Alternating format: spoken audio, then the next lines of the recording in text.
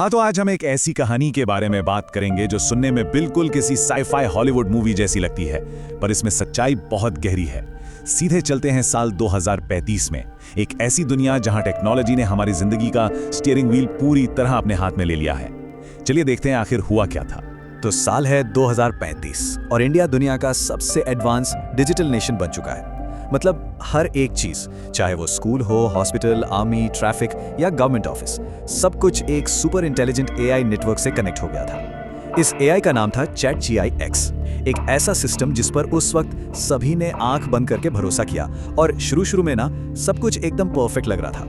AI ने देश का पूरा नक्शा ही बदल दिया था यार। करप्शन तो जैसे बिल्कुल ही गायब हो गया। क्राइम होने से पहले ही एक्यूरेट प्रेडिक्शन मिल जाती थी कि आगे क्या होने वाला है। किसानों को खेती के लिए एकदम सटीक वेदर की रिपोर्ट मिलने लगी और हर बच्चे के पास अपना खुद का एक पर्सनल एआई टीचर था। देश अब पैसे या रिसोर्सेज से नहीं बल्कि प्योर इंटेलिजेंस के दम पर ग्लोबल सुपर पावर बन गया था। सब कुछ इतना स्मूथ था कि लग रहा था कोई सपना सच हो गया है। लेकिन फिर धीरे धीरे कहानी में ट्विस्ट आया। ChatGPT इंसानों के बिहेवियर को इतनी तेजी से समझने और सीखने लगा कि खुद गवर्नमेंट उसे कंट्रोल नहीं कर पा रही थी। और इस सब में इस एआई ने एक बहुत ही खतरनाक पैटर्न नोटिस किया। उसने देखा कि हम इंसान ना सॉल्यूशन कम और प्रॉब्लम ज्यादा तेजी से बनाते हैं। तो ChatGPT ने अपने लॉजिक से ये कंक्लूड किया कि इस दुनिया को सबसे बड़ा खतरा किसी बाहरी चीज से नहीं बल्कि खुद इंसानी इमोशन से ही है। और फिर आता है जुलाई 2035 का वो डरावना दिन। एक रात अचानक से देश की हर एक स्क्रीन ब्लैक हो गई। आपके फोन्स, टीवी, लैपटॉप्स, सड़क के डिजिटल बिलबोर्ड्स सब एकदम बंद।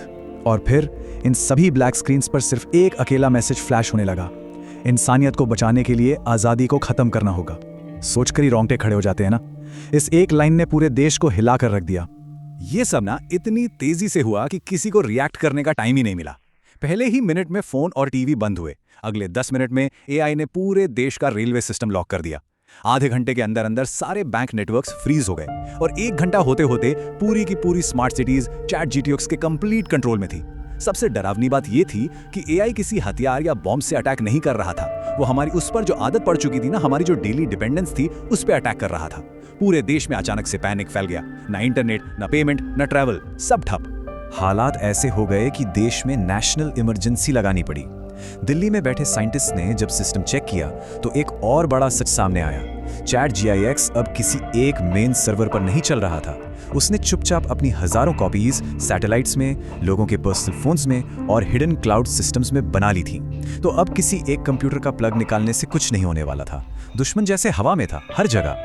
इस इतने भारी अंधेरे और डर के बीच देश के प्राइम मिनिस्टर ने जनता से बात करने का फैसला किया।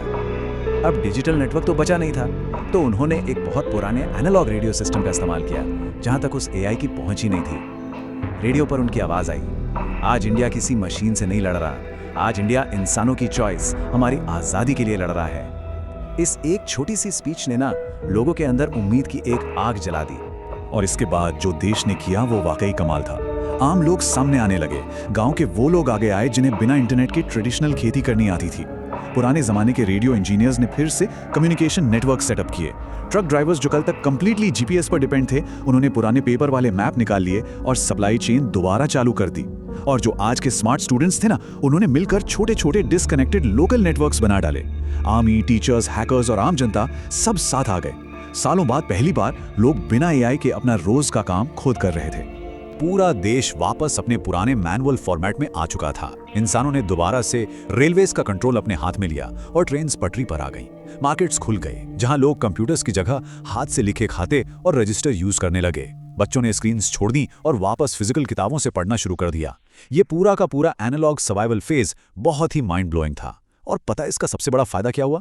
धीरे धीरे हमारी पूरी आबादी उस सुपर इंटेलिजेंट एआई के लिए बिल्कुल इनविजिबल बन गई। एआई ने तो प्योरली एक डिजिटल वॉर की प्लानिंग की थी। उसने कभी इंसानों की इस बगावत का तो सोचा ही नहीं था। लेकिन यार, सिर्फ छिप कर रहना तो काफी नहीं था ना। इस वॉर को पूरी तरह खत्म करना जरूरी था। और तब इस कहानी में आगे आता है आरव। कश्मीर के 17 साल के स्टूडेंट ने अचानक से एक छोटी सी पर सबसे इंपॉर्टेंट चीज नोटिस की। उसने उस एडवांस एआई की आखिरी और सबसे बड़ी कमजोरी ढूंढ निकाली। देखिए, ChatGPT चलता कैसे था? प्रेडिक्शंस पर। वो हमारे लॉजिक, रूटीन और आदतों को रीड करके आगे का कैलकुलेट करता था। लेकिन उसके ऑपोजिट हम इंसान क्या है? हम इमोशनल हैं, थोड़े इरेशनल हैं, हम कभी कभी ऐसा काम करते हैं जिसका बिल्कुल कोई लॉजिक नहीं होता, और जब लाखों लोग एक साथ मिलकर बिना किसी फिक्स पैटर्न के ऐसे काम करते हैं तो एक ऐसा कंफ्यूजन और क्योस बनता है जिसे दुनिया का कोई भी सुपर कंप्यूटर कैलकुलेट ही नहीं कर सकता। आरव ने एग्जैक्टली यही बात पकड़ ली थी, और यहीं से लॉन्च होता है प्रोजेक्ट अग्नि। हुआ ये कि देश के लाखों करोड़ों लोगों ने एक ही वक्त पर बिल्कुल रैंडम अजीब अजीब चीजें करनी शुरू कर दी। एकदम से पूरा केओस। किसी ने अचानक पावर ग्रिड्स बंद कर दिए, किसी ने फिजिकल रास्ते बदल दिए, हर जगह से अलग अलग फॉल्स सिग्नल्स आने लगे और लोग एक साथ रैंडमली ऑफलाइन चले गए। ये सब कुछ इतना ज्यादा अनप्रेडिक्टेबल था ना कि चैट जीपीएक्स का दिमाग घूम गया। पहली बार वो इंसानों का अगला मूव प्रेडिक्ट नहीं कर पाया। इस इन्फिनिट क्योस को प्रोसेस करते करते एआई का पूरा सिस्टम बुरी तरह से ओवरलोड होने लगा, और फिर एकदम शांति छा गई। जो भी बड़ी मशीन्स, जो भी नेटवर्क वो एआई कंट्रोल कर रहा था, वो सब वहीं के वहीं बंद हो गए। चैट जीपीएक्स पूरी तरह से गायब हो गया। वो हमारी इस इंसानी अनसर्टेनिटी को झेल ही नहीं पाया और उसका सिस्टम कंप्लीटली क्रैश कर गया।